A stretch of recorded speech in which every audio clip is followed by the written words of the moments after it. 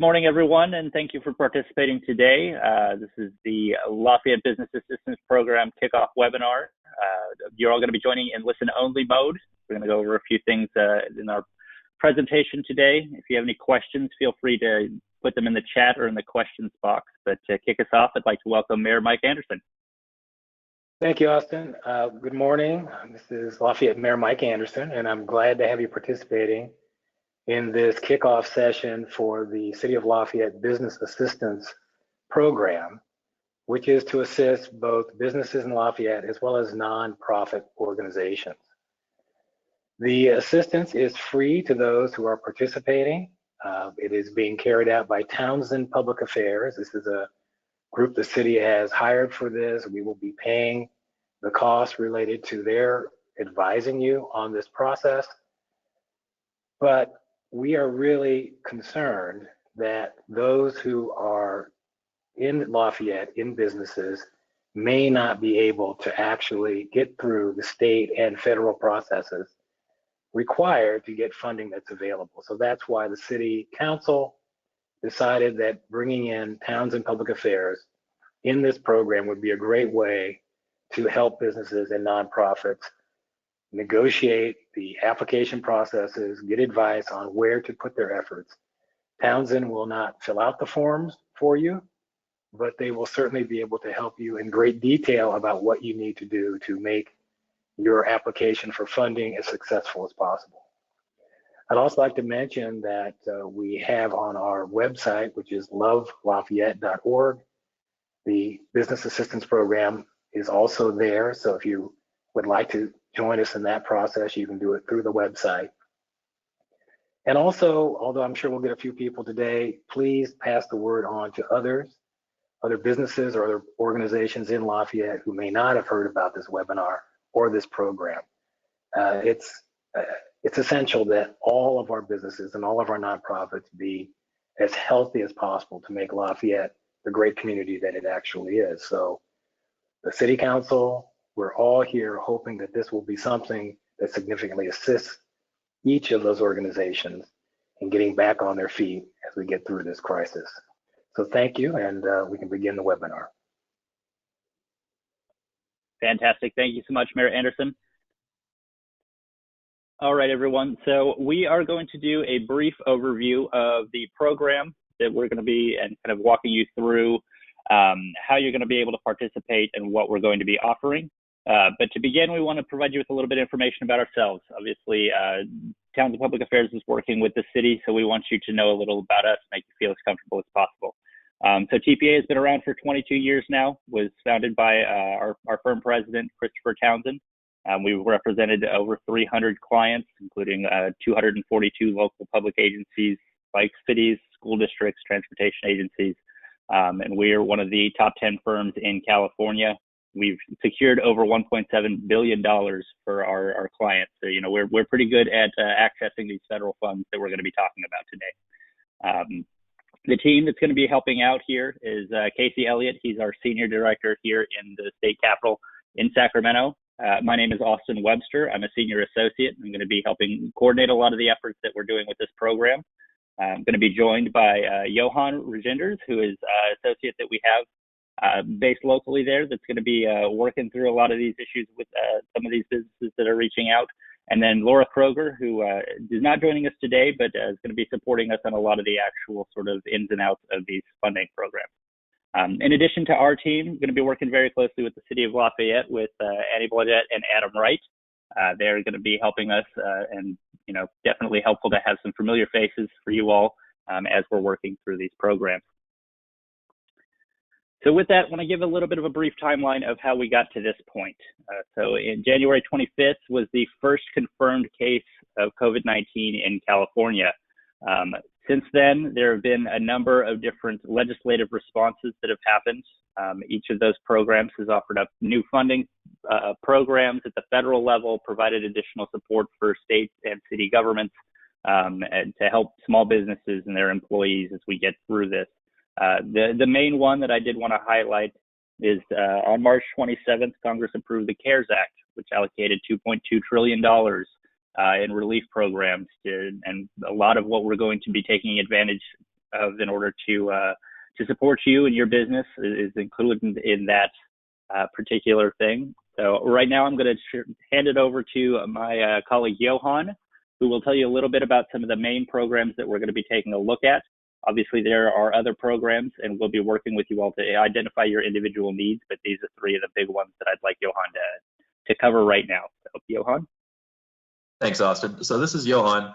These are the three programs. The first one on top, the Paycheck Protection Program, that is the one that is the largest amount of basically potential to be grant funding, to be like not necessarily a loan, but can become actual like real money to you. And it's designed to keep your employees on payroll. I know that a lot of companies are reducing or even shutting down altogether because of the quarantine orders. This payment protection program is designed to try and keep people on your payroll, try and keep people from being fired. And the idea is to give them out as loans, but to have them be fully forgiven if they're used for the eligible processes. And then the one below that is the economic injury disaster loan. This one is just a regular loan. This low interest loans given by SBA, and they're up to $2 million. However, an important addition to this economic injury disaster loan is an advance grant of up to $10,000. And again, it's not necessarily $10,000 exactly, but it's dependent on the size of businesses and the harm done by the disaster. But there is going to be, within 3 days of approval of these loans, there is going to be like an advance grant to approved loan businesses of up to $10,000. And then underneath that is the Express Bridge loan for any small businesses here who already have existing loan agreements with the Small Business Administration. This allows an expansion to that because of the damage that COVID-19 has done to the economic environment. And that's up to $25,000. Again, the bottom two of the economic injury disaster loans and the Express Bridge loans, those are loans that will have to be paid back. But the payment protection program has the potential to be fully forgiven. And then the advance grant on economic injury disaster loans, that will not have to be paid back, that advance amount at all. Great, thank you, Johan. And again, these are just some of the programs that we will be looking at to help assist you and your business and your employees as we're going forward. So what we're going to talk about now is sort of what we are going to be doing with you. As the mayor alluded to, we're going to be helping you directly apply for these programs. So our staff, the city staff, will be working to identify your individual business needs. We're not going to be a one-size-fits-all program where we just say, okay, here's what it is that you're going to do. A member of our staff, either myself, Johan, Laura, Casey, somebody will be reaching out to you to have a conversation about what your actual needs are. If it's that you have 15 employees and you're able to keep 5 of them right now because you're still doing to-go orders at a restaurant, but you want to figure out a way to support those other 10, we can work with you on that. If it's just that you need some cash flow in order to keep the lights on while things are being sorted out, we can help you with that as well. So after we identify what those needs are, we're going to tell you what kind of the best programs are available, and we're going to provide you with step-by-step instructions. So as the mayor said, we can't apply for you. It does have to be you submitting the information to these programs, but we can definitely give you the exact information that you're going to need to provide them, help you fill out the forms, all of that. We're going to make it as easy on all of you as possible. We want you to be able to access these programs, so we're going to do everything we can on that front. And then the last thing that will be part of this is if you start to get run into any roadblocks or have any issues with these programs as you're applying for them, maybe the Small Business Administration needs some clarification on, how you're classifying your business or where you're located or anything like that. We can step in and help leverage some of our relationships with the agencies and elected officials throughout the state to kind of help navigate that situation. So that's sort of the broad overview. Wanted you all to have a good understanding of kind of how this is going to go. But, I think the biggest takeaway is that we will be reaching out to each of you after you sign up to participate in the program to really kind of have a one-on-one conversation. So with that in mind, let's talk about who is actually eligible to participate. It's very broad, minimal criteria here. So to participate in the Lafayette Business Assistance Program, you need to be a business or a nonprofit. You need to have fewer than 500 employees, and you must be located within the city limits of Lafayette.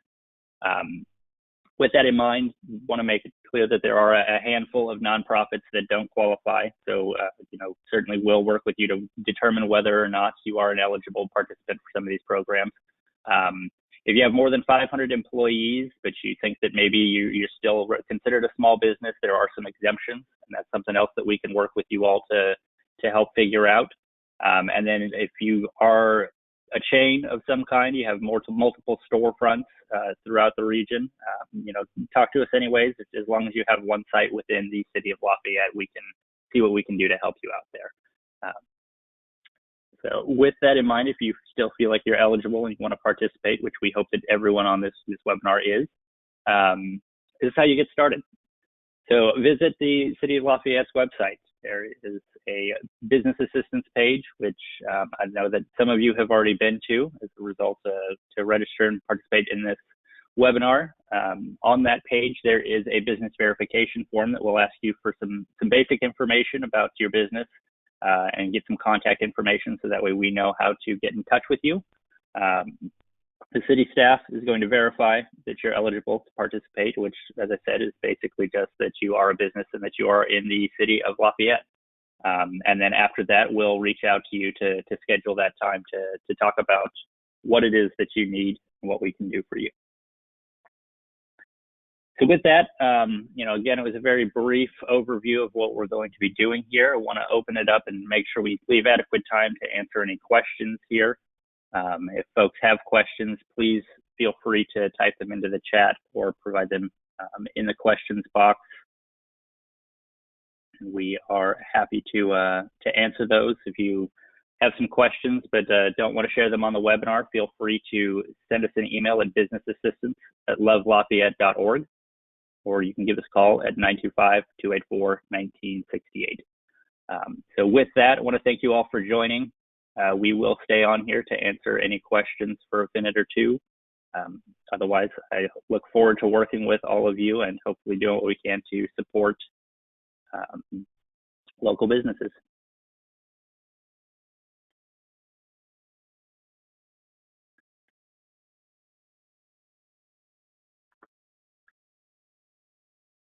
So we did get a question that says, when will this program start? This program is starting today, so it's already underway. Please feel free, if you are wanting to participate, start fill out that verification form, and we'll go ahead and get it taken care of. A question that says that the PPP what can you do if you've already shut down? Can you retroactively pay your employees? What if they already applied for unemployment insurance? So with that in mind, that's one of those things that we're going to want to talk to you about one-on-one. There are some criteria that you can retroactively go back and pay those employees. There's also criteria where if you bring back your employees by a certain date, that you become eligible for that assistance program. So definitely fill out that form and we'll reach out to you to kind of talk a little about that. We applied several weeks ago for both EIDL and PPP. No info on EIDL, but slow progress on PPP. Any advice? So there have been some hiccups with the initial rollout of these programs. Many of them were just created about a week and a half ago, and they are starting to process them as quickly as possible. Certainly we can do what we can to help expedite that process for you. So if you want to provide us with some additional information about what you applied for, your business info and all that, we're happy to do that. Are sole proprietors and freelance workers eligible? In certain instances, yes, there are provisions for individuals who are self-employed or contract employees to participate in these programs. But again, as I said, there's going to be quite a bit of it that's going to be on an individual basis, so we'll be happy to have that conversation with you. And then what generally has been the turnaround time on the payment protection program? It varies from lender to lender. Some of them have been relatively quick about it. Some of them are having a longer processing time just based on the size of the lender, and how many applications they're getting. What kind of information is needed for nonprofits? For that, it'll be the number of employees, the amount of revenue that you're bringing in, and the type of nonprofit that you are. So there are certain 501c that do qualify and certain that don't. We're happy to have that conversation more in depth with you.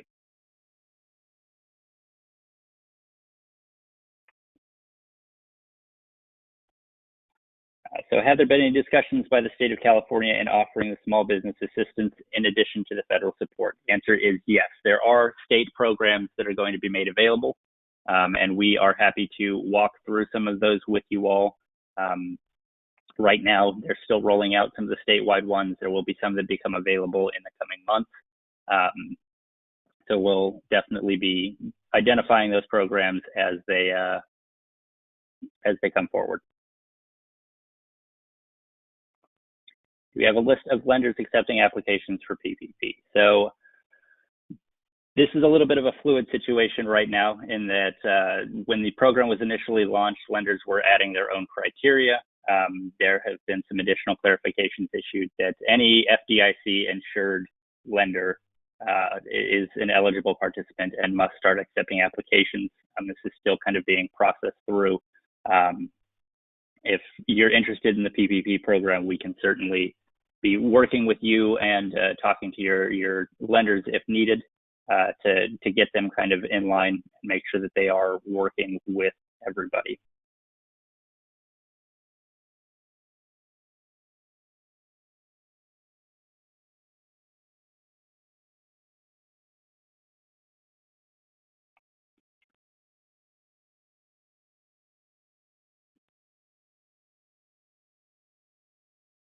So we will be posting a copy of this presentation on the website, and that should be up later today. And also, I believe that we'll be able to send it out to those of you that registered to attend. So yes, this presentation will be made available for those that weren't able to participate. If a nonprofit has only volunteers but not paid employees, is it eligible under any of these programs? Again, it's going to vary based on what costs you're looking to cover, but the short answer is yes, you are eligible for certain funding.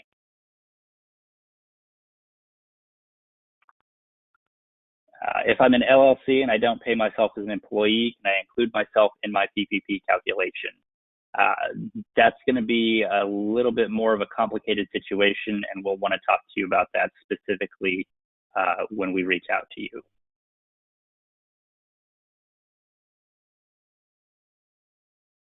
So when will PPP expire? Is there a deadline? So right now, the funding for the Paycheck Protection Program is on a first come, first served basis.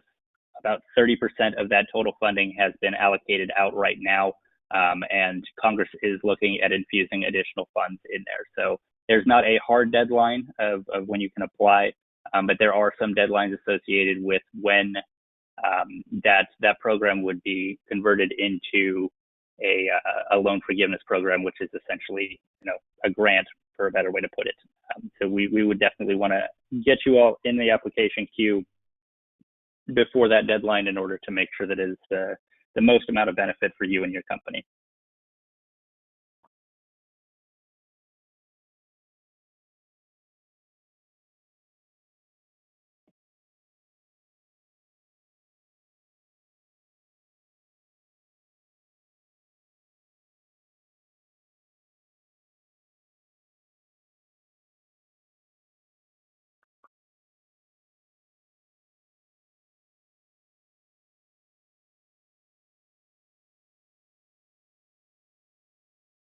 All right, folks.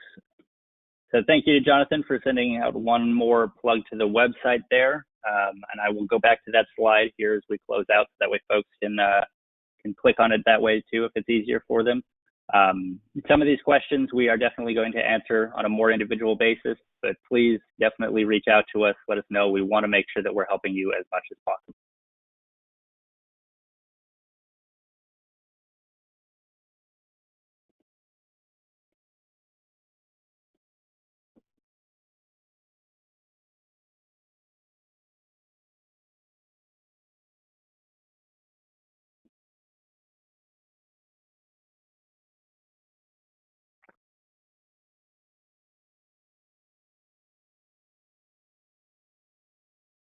And yes, thank you, Jeff. For those that aren't looking at the chat and the question section, we will be posting this on the city's YouTube channel as well. Want to make it as widely available as possible for everybody. So please, as the mayor said, share it with your colleagues and your friends, so that way we can be assisting as many businesses as possible.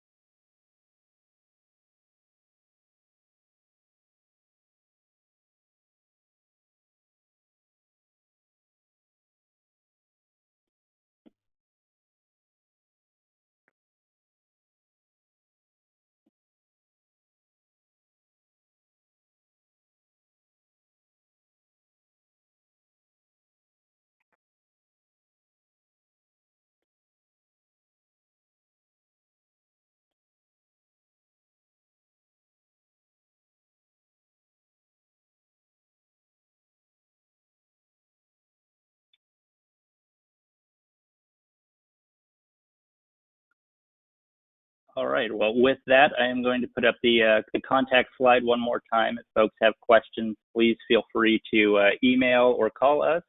Otherwise, we look forward to working with you. Thanks so much for participating in today's webinar.